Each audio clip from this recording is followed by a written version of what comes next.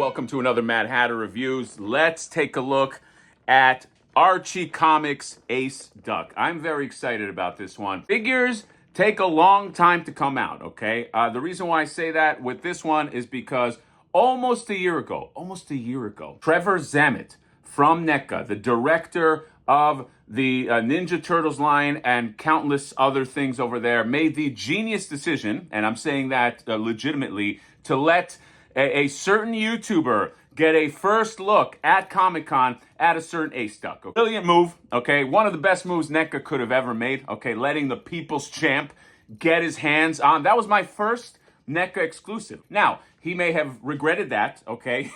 Who knows? May not be other exclusives moving forward, but in that moment of time, in 2024, we were one, okay? And I'll never forget that. But almost a year later, we got this guy right here. Finally, in my hands, my own copy of Ace Duck, a.k.a. Sexy Ace Duck, Wrestling Ace Duck. A big fan of the Archie line, okay? I love the art. I love the aesthetic.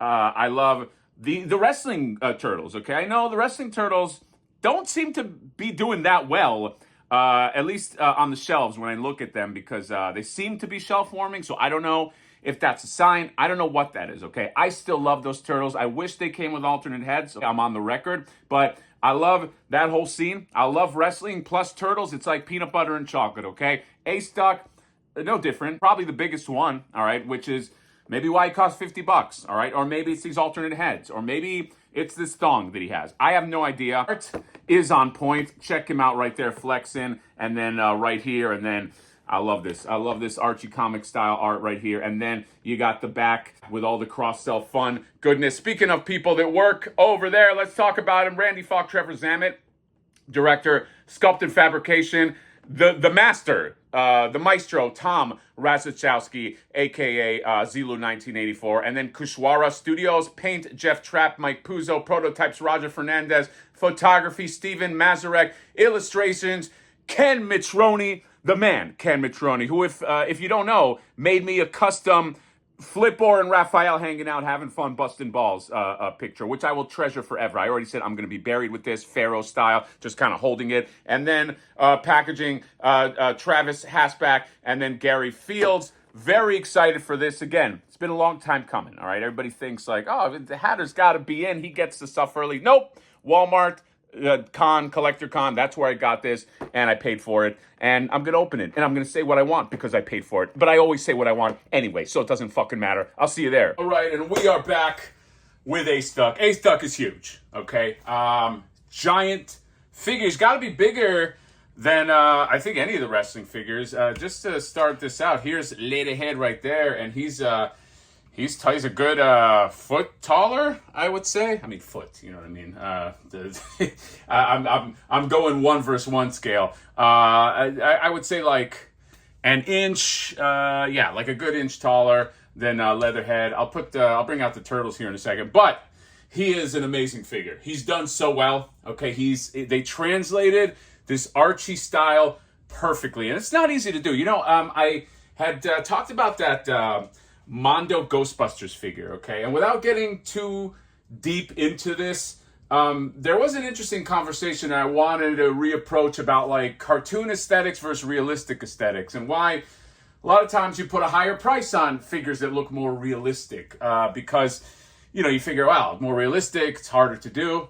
I don't know if that's true. Cartoon aesthetics are very difficult, especially to get them right from a 3D angle where they look good on every side. That's not easy. It's one of those things that's like, it's almost like deceptively simple, but it's not. You know, like when you get into the math of it, it's hard to, and I know that just from a 2D artist perspective, that it's just as hard to do cartoony stuff or comic booky type stuff or animated stuff than it is to do realistic stuff. But that's a whole other video. I will just say that they did a great job with this, okay?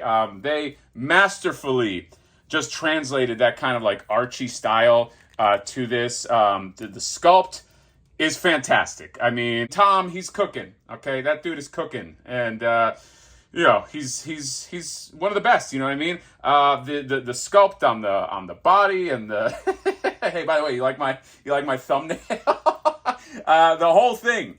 Okay, the whole thing is great. The articulation is it's like what you would expect with NECA. I kind of wish that upper body was a little more articulated. Okay, like especially like the arms. I wish they would go more than like 90 degrees, and like I wish that the torso looks like it should be more articulated.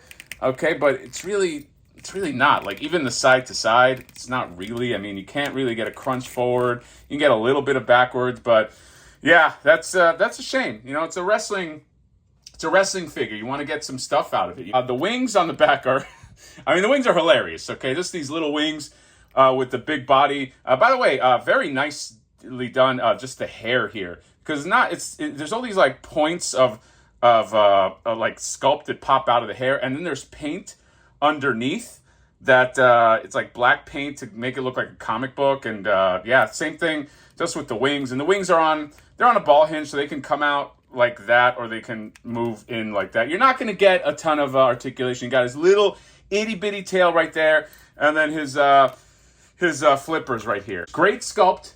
It's great paint. I wish that it just hit the 3 and just gave you enough articulation. But you do one of those, dude is definitely a showboat. So it makes sense. In terms of accessories, you get a bunch of hands. Okay, you get a million hands. Hands of interest right here are this one right here, which is like, I don't know what this is. This is kind of like what is this supposed to like? I don't know what is this hand? I have no idea, but that only is on the right hand, and there's not like another one. There's some grabby hands. You can grab the chair. There's some palm hands, but there's like this hand, okay? What is he doing there? What am I missing? What am I not seeing? There's got to be something that I'm missing, okay? You get a chair, okay? And the chair, they released it with some other wrestling figure. It does fold up, okay? Not bad to have multiples of these chairs, okay? They have this alternate head. They give you 2 alternate heads. They give this one right here. This one is really nice. This one just got kicked in the nuts, in the stomach, wherever. There's really nice lines in the eyes. It's really going through something, on drugs kind of face. But this is my favorite head right here. This head is perfect, okay? This is like a total showboat. He's in the ring. He's strutting. He's like, what, me? You know what I mean? You're going to beat me? Like just his smile.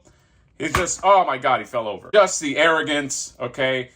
Is a Ric Flair vibe, okay? He knows that you can't beat him. You know what I mean? Or can you? I don't know. But this is probably going to be the head that I use. But yeah, great job, great expressions. They seem to do their research too with the comics. I wouldn't be surprised if these came straight out of the comics.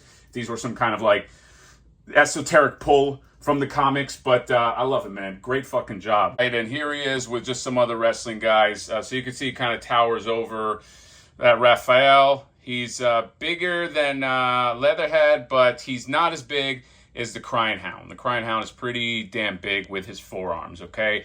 Although, I love this, and I think it's great, and I think the sculpting is great, and look at his face, it's so great. There is a horrible, awful twist to this story, okay? One that you'll never see coming. And if you look at this, you wouldn't see it coming, okay? You'd think like everything is normal. But much like movies like The Sixth Sense and Fight Club, everything looks normal, but there's a twist that is just underneath the surface, and that's this right here.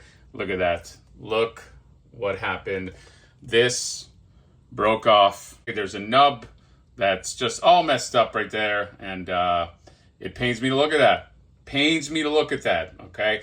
Not as much as it's going to pain Walmart, because I'm going to have to take this back. That's it. I'm going to have to, it goes back in the box. So, Ace Duck, you're on the mat, okay? When you break your foot right off, you pretty much lose the match, okay? So, that's the twist right here. And then Raph is going to get on you right here. And then we're going to go 1, 2, 3. And that's it. You lost. So, Ace Duck, while you are a great figure, while you win the day in terms of sculpt and paint, there's some QC issues that are going on there, and they don't make me happy, okay? NECA, if you want to watch this video, maybe you send me send me a new one so I don't have to so I don't have to burden myself with going to Walmart. You know what? I'd love you for it. I have a feeling that's not going to happen, but, miracles sometimes do happen. So that's it. The bittersweet tale of Ace Duck. I'm angrier than I seem right now. Just know that. Everybody knows that feeling when the thing just cracks off and you go, And you're like anytime you break a figure, there's that like 10 seconds of like you're standing there and your brain is trying to process all of the different outcomes and what you do. That's what happened to me. It almost happened on camera in real time, but yeah, that's annoying. So that's the twist ending. The saga of Ace Duck ends this way. He gets pinned and he goes back to Walmart. Do I have the box? Yeah, it's right here. Okay. Well, that's it. That's the review. See you later. Fuck. Bye-bye.